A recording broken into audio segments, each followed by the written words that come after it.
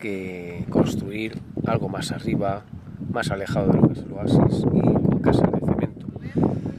Con lo cual hay un problema de abandono de todas estas casas que son clase A, según la clasificación energética que se hace hoy en día, que te obligan hoy en día, y se meten en sistemas de hormigón y de otros materiales que necesitan un montón de aditivos y un montón de historia para conseguir ese aislamiento y ese K-B y todas esas cosas, y no lo consiguen, ¿vale? Sin embargo, el tapial, ya como veis, tengo ahí 2 o 3 vídeos relacionados con eso, con lo que es la técnica del tapial, que es el mecanismo del botijo, ¿no? El mecanismo más simple que el mecanismo del botijo, no, es un mecanismo complejo y muy interesante. Entonces, bueno, con eso se consigue lo que es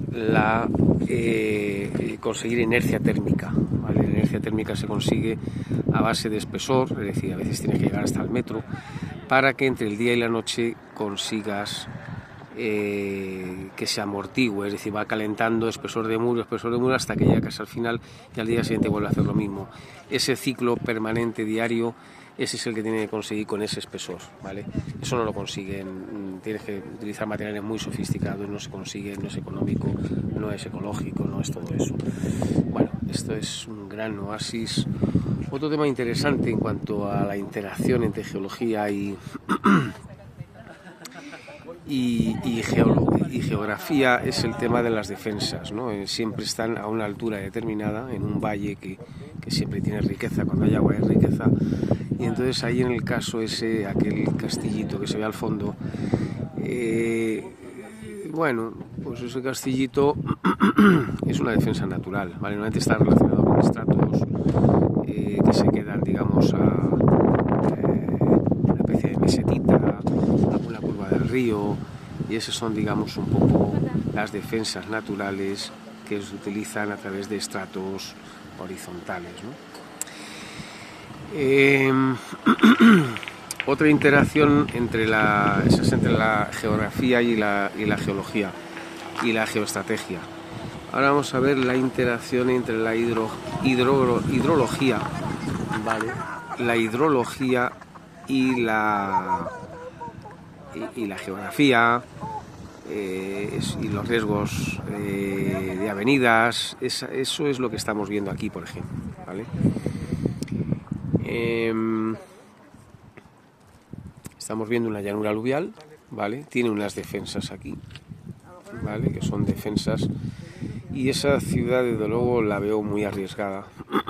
Por lo menos algunas de esas casas las veo muy arriesgadas. La ventaja es que es muy ancho, ¿vale? Tiene mucha anchura y entonces tiene mucho donde desalojar, pero estas gargantas suelen llevar mucha agua. Bueno, a nivel hidrogeológico es lo siguiente. Ahí ya lo que se ve son decir, ¿por qué tenemos un oasis? ¿Cuál es el origen del oasis? Aquí es que hace viento y seguro que no se está escuchando bien. Pero bueno, un oasis se da por varias situaciones, ¿vale? O bien por un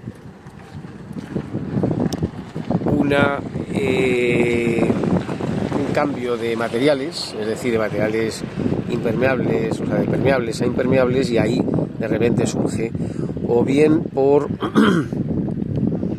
vasos comunicantes, y otras veces porque el nivel freático está muy alto, ¿vale? Yo creo que ese es el caso. Aquí tenemos una llanura aluvial, es decir, un río, que es un wad, que le llaman aquí, de aquí viene la palabra de toda la etimología en castellano de Guadalajara, Guadaldiana, Guadalquivir, ¿vale? El wad es esto de aquí, la rambla.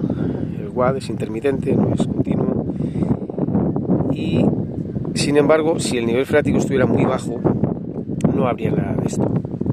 Sin embargo, el nivel freático está muy próximo y es una zona, digamos, de interacción. Entonces, por eso estos materiales son muy permeables y como digo, si son muy permeables y enseguida tocas nivel freático, muchas veces está a 10 metros, a una cosa así, a 5 metros, las raíces llegan y por tanto las palmeras, que son muy ávidas, tienen unas raíces apicales, pivotantes, igual que el tamarindo, está acostumbrado a materiales muy secos, a mucha sequedad, entonces agarran y llegan a funcionar en situaciones que a veces son inexplicables, ¿no? Es decir, la gente no sé, pero no sé si hay gente que se preguntará, es decir, ¿por qué hay un oasis aquí y en otro sitio no? Es decir, ¿qué condicionante hidrogeológico tiene que darse para que haya momentos en los que se dé? Ya os digo que relacionado con ramblas y wads y demás hay muchos oasis, pero sí sería interesante clasificarlo, decir, bueno, ¿por qué este oasis por qué se da y el otro no? Este es un tipo, que es el del WAD, niveles freáticos próximos porque no están sobreexplotados y aquí tienen agua. Y iremos viendo otros en otros sitios y iremos comentando esas otras particularidades, ¿no?